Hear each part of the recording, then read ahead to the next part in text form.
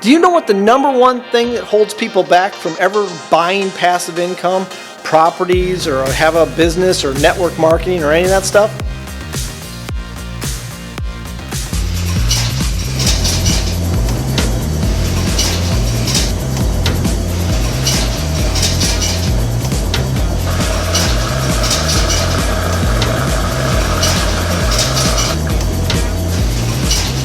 Hear that? That's the sound of money. You wanna know what sound of money is? That's it. Ching, ching, ching, ching, ching. Ching, ching, ching, ching. Now I couldn't film in the other laundromat. When I was working because customers came in. But what I wanted to do was pass out some tips for you. Now there's a lot of great advice rich people can give people that are trying to start out. Young people, middle-aged people, whatever. One of the best pieces of advice I ever got from my parents, who are into property like crazy, was there's no sense in being afraid to fail. And the reason they looked at it that way was because people don't realize, since you're not doing anything, since you're not trying, you've already failed. So what you're really worried about, and this is what my parents always taught me, what people are really worried about is succeeding. And because you go through life, when you go through school, and your parents grew up probably the same way. Go to school, get a job, work for a great company, they'll take care of you, put a little money away, and that's your life. It doesn't have to be like that. And I'm not saying every person that invests in property is going to be a multimillionaire. You can be very comfortable and have a comfortable life and work very easy just having a few properties. You don't have to have a lot to have a nice lifestyle. Or you could have just a little additional income. And the problem is, people aren't afraid of failing, like my parents told me. They're afraid of succeeding. So I want to show you these doors. Show you what we're going to do here. There's a car here. Oh, she left. These doors have sensors where people could come in. And that. Right there in those two spots, we're going to have magnets. See, there's already wiring that runs back up to that box there, and it chases it all the way back, and then you have the roof. This is the magnet, and this actually has a bracket right there. It mounts up to your door up like that, and then this magnet mounts to the door face, and then when it's shut, it's like that. So this thing, that magnet may not look like much compared to my hand. It's not very big or compared to a pen. But this little magnet supposedly going to take 300 kilograms of force to open this door when this is on. So we'll see. I mean, that's more than the other one's rated for that's on there. So we'll see how this works. But basically, we're going to have it where they have to push a button, talk to the Ring doorbell. I have to unlock this door with the Wi-Fi signal, and then they can get in. So the next couple of days, I'm going to be installing these and getting the internet turned on here, and we're going to see how well this works. This is either going to be a great idea or a horrible idea. It runs all the way around through there. And what we're going to be able to do is lock these doors by a timer, or lock them all the time and then have to unlock them when people push that Ring doorbell for us. So I want to show you this because I don't think I've showed you this. You see, that's the big room lights, outside lights. This is the security box. That is what runs your door locks. Now this will have a Wi-Fi signal to it now. We will actually put that little Wi-Fi gizmo I bought right in here.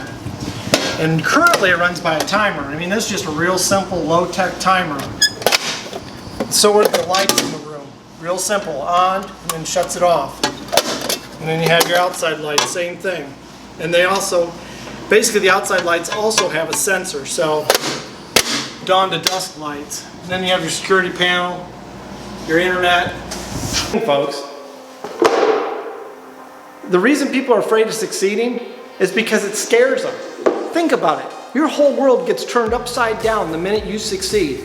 You get a rental property and all of a sudden you're making an extra $500 a month. That's $6,000 a year extra coming in. Think about it. When you work for a company and you want a 3% raise, and let's say you make $60,000 a year, a 3% raise is $1,800 a year. Say they give you a 10% raise, that'd be $6 grand if you're making 60,000. It's $3 grand if you're making 30. Now I'm talking about one house that the tenants are gonna pay for, and you're gonna walk away with anywhere, and if you buy a real expensive home, you may not have as high a profit, but where I'm at, $300 to $500 a month is what you can walk away with. So an extra $3,600 to $6 grand a year in income. Now you're gonna have a little bit of headache, so let's take 2 or 3 months and just throw them out. So that's $1,500 or $1,800 bucks. You're still gonna have $1,500 to about 4 or 5 grand coming in a year. So let's say $4,000, an extra $4,000 a year. What people are afraid of more than anything is succeeding, because it just blows their mind. Like I said, they just can't fathom how this could work. Just like this laundromat. They make money, I make money. The customers that come here are paying for this laundromat, not me. I don't pay for it. The people that use the machines. Now if you have a business that has no customers, you're gonna be in trouble. And that's why I talk about starting small and cutting your teeth, because you want to get used to it. You want to learn all the ropes. Yeah, so the big thing you're going to run away from is people are afraid of succeeding. That's what's going to scare them more than anything. And I know this for a fact. I know several people that once they started buying property because they saw me doing it and they thought, Keenan can do it, I can definitely do it. And they were right. I'm nobody special. No landlord or business owner is anything special. You know, we all put our pants on one leg at a time.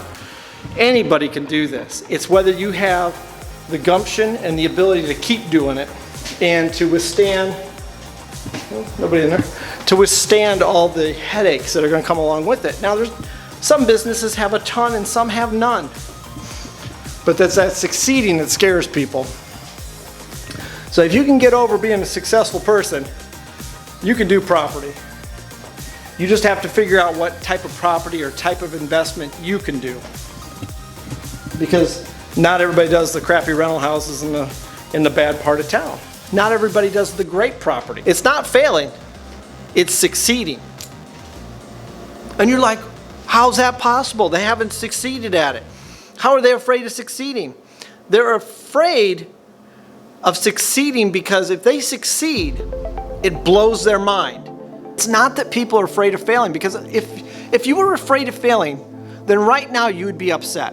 If you have thought about doing property, if you've thought about buying stuff, if you've thought about doing this stuff and you're like, I want to get in, and you haven't done it and you're afraid of failing, well, since you haven't done it, you're already failing. You're already holding yourself back. You, the person in the mirror, is holding yourself back. This is what rich people teach their kids. They teach them that you are holding yourself back. I don't care what you grew up like. I don't care what kind of family situation you had. I don't care where you grew up or how poor you grew up. If you're letting those things in your life hold you back, that's your own fault. That's nobody else's fault but your own. You are literally living in the past, and the rich people teach their kids, you can't live in the past. I got another tip that I learned from another laundromat. When you buy stacked dryers, they hardly ever use the bottom pocket, because it's too low and they don't want to bend over. There's a trick to this. When you build your laundromat, pour a 6-inch concrete pad. See, it goes all the way underneath those machines. You see how clean that looks? Like, I don't have to worry about cleaning right up against them. Like at my other laundromats, junk gets stuck right here and it looks gross. And then dryer sheets go underneath the machines and I can't get them out. Put them on a concrete pad. I don't even care if they're single pockets. This is the best idea I've ever seen. See how clean it makes it? I mean, it's just nice and basically what happens is, you're not 6 more inches, you'd be bending down like this. Here, you're just like this. That makes a huge difference on the customers. So, honestly, a dealer would tell me, they'd say, Keenan, they're gonna use all your tops, and then if they run out of top pockets, they're gonna use your bottoms. Well, I say BS, because look, this lady's using 4 of the bottoms and only 2 of the tops. So it's the opposite of what they used to tell me. And I mean, I have a single pocket over there that's brand new. They're not even touching it. These are top ones. Those are in good shape. There's a couple out of orders. But I mean, they got a bunch of them that work they're not using here. Instead, they're using the bottom ones first. She even loaded the bottom ones first because they like them better now that they're up. So it's just a trick. If you're building a laundromat and you want to do stacked dryers, which I love stacked dryers, because if you have a small store, if you have a small laundromat, stacked dryers help you maximize your space. That's why we use stacked dryers. And I would always go with 45-pound stacks and a 30-pound stack combination. The more dryers you have, the better off you're gonna be, because you wanna get people in and out. That's what a laundromat is. You want big machines, you want a lot of dryers, you wanna get them in and out. There's actually a formula for how many dryers per washers. Some dealers have told me 1 dryer door for every washer. Well, I hope you like the content. If you like this kind of thing and you want to learn more about this, or you're just entertained, or you just like watching a crazy white guy, and this is your channel, hit the subscribe button, hit the bell so you get notifications. Thanks for watching. See you next time.